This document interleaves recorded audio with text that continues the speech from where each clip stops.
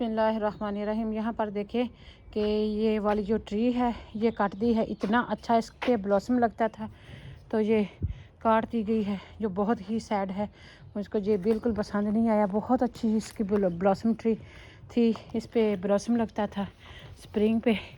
और आज हम आए हैं इधर अलॉटमेंट में, तो अलॉटमेंट में थोड़ा मडी है, हालात कुछ इस तरह के हैं और सन सेटिंग हो रहा है। कितनी खूबसूरत है। थोड़ा सा स्ट्रेस रिलीफ करने के लिए आए हैं। 2-3 दिनों से काफ़ी स्ट्रेस रहा है, लेकिन अल्हम्दुलिल्लाह जो अल्लाह करता है बेहतर करता है। यहाँ पे लोगों ने अपने ग्राउंड को तैयार करना शुरू कर दिया है। जैसा कि आप यहाँ पर देख सकते हैं, यहाँ पे होस मन्यूर यहाँ पर डाला गया है। ये रूढ़ी है होस मन्यूर, और यह इसको भी कटाई कर देंगे। हमने तो अक्टूबर में ही कटाई कर दी थी, लोगों ने तैयारी करनी शुरू कर दी है। यहाँ पे ये पैनल रखे हुए हैं जो गार्डन सेंटर में नर्सरीज वगैरह लगाते हैं, उनके पैनल हैं। इसको कोई ग्रीन हाउस बनाएंगे, कोई कंपोस्ट बिन बनाएंगे, कुछ ना कुछ बनाएंगे। और यहाँ पर देखें कि लोगों ने काम करना स्टार्ट कर दिया है। इनको देखा देखी हमें भी आइडिया होता है क्या अब हमने क्या करना होता है। तो यहाँ पर आप देख सकते हैं, ये किसी फार्म हाउस से मन्यूर लेके आते हैं बैगों में। 6 मंथ वो पड़ा रहता है, और जब वो काफ़ी वो गल सड़ जाता है तो फिर वो ग्राउंड में डाल देते हैं। तो मन्यूर एक तो ज़मीन को ज़रखेज़ करता है, और दूसरा ये कि वो दूसरा ये करता है कि वीड को प्रेस डाउन करता है। जो वीड होते हैं वो ग्रो नहीं होते। तो यहाँ पे बहुत ही प्यारा सा सन सेटिंग हो रहा है। अब क्लाउड का हाल देख लें, इस तरह का है। तो हमने सोचा कि हम भी अपने अलॉटमेंट में चक्कर लगा के आते हैं, देख के आते हैं क्या है, क्या हो रहा है। तो आज हम काम से सीधे इधर आए हैं। तो एक तकरीबन हफ्ता हो गया बारिश नहीं पड़ी, तो ग्राउंड जो है वो डिग करने के लिए थोड़ा बहुत तैयार होगा। तो यहाँ पे देखें, ये धनिया बिल्कुल ख़त्म हो गया है, और आसमान पे बादल छाए हुए हैं। इस तरह का कुछ सीन है।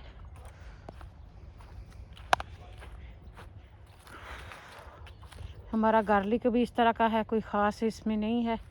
और जो पत्ते हमने डाले थे वो भी, वो जो नेक्स्ट डोर है उसने भी मेरे ख्याल से वो डिग कर लिया है ग्राउंड।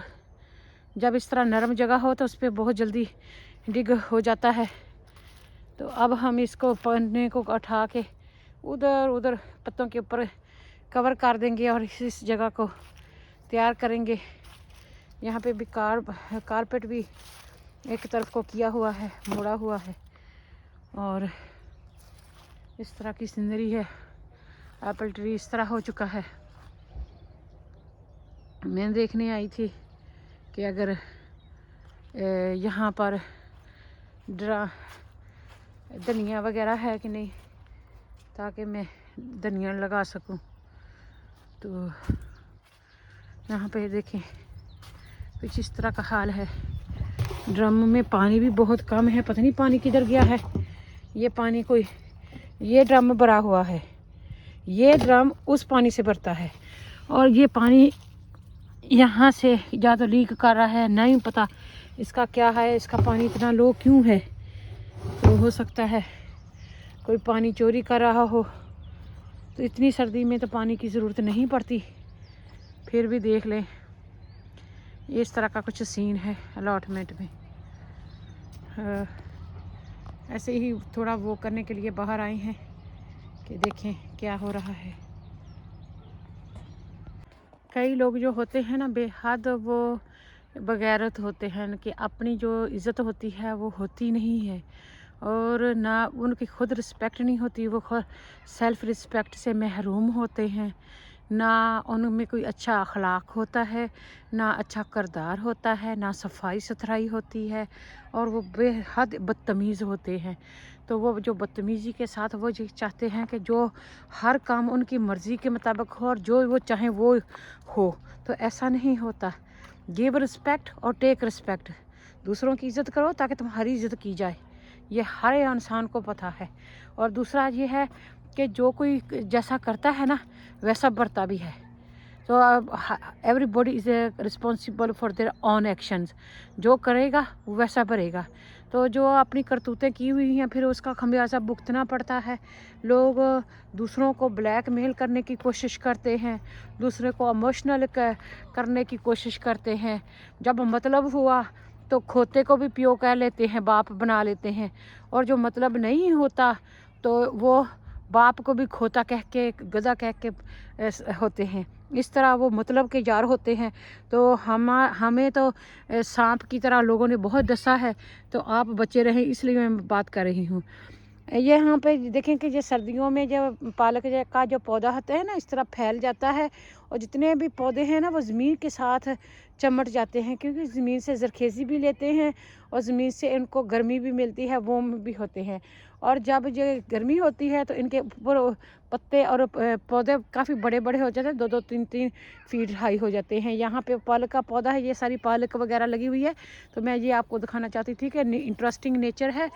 तो जो सर्दियाँ होती हैं, सर्दियों में जो पौधे होते हैं ज़मीन पे बिछ जाते हैं, और जब गर्मियाँ होती हैं तो तब ये है ना गर्मियों में फिर वो बिल्कुल जो है पूरी गर्मी उनको मिलती है, क्योंकि जो जो प्लांट है ना ये सूरज की गर्मी से खुराक बनाते हैं उनके पत्तों के ज़रिए, और फिर उसमें ग्रीनरी आती है, और जितनी ज़्यादा ग्रीनरी फॉलेज होगी तो सब्ज़ा होगा, उतना अच्छी उसकी रूट सिस्टम होता है, तो वो पानी ऑब्ज़र्व करता है, खुराक लेता है। यहाँ पर देखिए कि धनिया लगाया गया है। सर्दियों की भी अपनी बहारें हैं, तो अभी कोई इतना ख़ास आपको नज़र भी नहीं आया, हमें भी कोई नज़र नहीं आया, लेकिन जो घास फूस है उसको इस तरह कंपोस्ट बनाया जा रहा है। तो फिर मेहनत है, जो जितनी मेहनत करेगा उतना वो फल खाएगा। तो यहाँ पर ये देखिए कि किस तरह का सीन है अलॉटमेंट का, और लोगों ने लहसुन दोबारा फिर लगाया है। हमारा लहसुन और जो धनिया वगैरह है बिल्कुल ज़ीरो रिज़ल्ट हो गया है, और फिर भी हम कोशिश करेंगे कि उसको लगाने के लिए। यहाँ पे ये जी रुबाब का पौधा है, तो रुबाब के ऊपर कंपोस्ट डाला गया है, ये रुबाब की रूट्स नज़र आ रही हैं, और उधर भी ये रुबाब है, तो इसके ऊपर कंपोस्ट डाला गया है ताकि ये अच्छे से स्प्राउट करे। और इसके ऊपर अगर आप कोई मिट्टी का बर्तन रख दें तो ये जो पिंक पिंक रंग की जो होती है ना इसकी जड़ें, वो बहुत अच्छी रहती हैं। ये सामने रोज़मरी का प्लांट है, जिसके 4 के पत्ते अगर आप फ़िश वगैरह बना रहे हैं, कुछ बना रहे हैं तो उसमें डालें, तो बीफ वगैरह में, लैम वगैरह में तो बहुत अच्छा टेस्ट करता है। जैसे लेमन जूस डाला हो ना, तो इसके जो पत्ते हैं ना वो बहुत अच्छे होते हैं। तो ये कोई थाइव्स होते हैं जो आप इस्तेमाल करते हैं। तो ये सारे जो बिन हैं वो खाली किए जा रहे हैं, और इस तरह ये ग्राउंड को तैयार करेंगे। ये 90 साल की बूढ़ी औरत का अलॉटमेंट है। तो यहाँ पे भी लोगों ने थोड़ी सी खुदाई करनी शुरू की हुई है, और ये जो बैग वगैरह हैं काले रंग के वो साइड में कर दिए गए हैं। यहाँ पर देखें। बिस्मिल्लाहिर्रहमानिर्रहीम। इन द एंड मेरा यही मैसेज है कि बहन भाइयों, अगर आप किसी का भला नहीं ना कर सकते तो हमें किसी का बुरा भी नहीं करना चाहिए। अल्लाह ताला की जो लाठी है बेनियाज है, वो जब पड़ती है तो इंसान को होश ठिकाने नहीं रहती।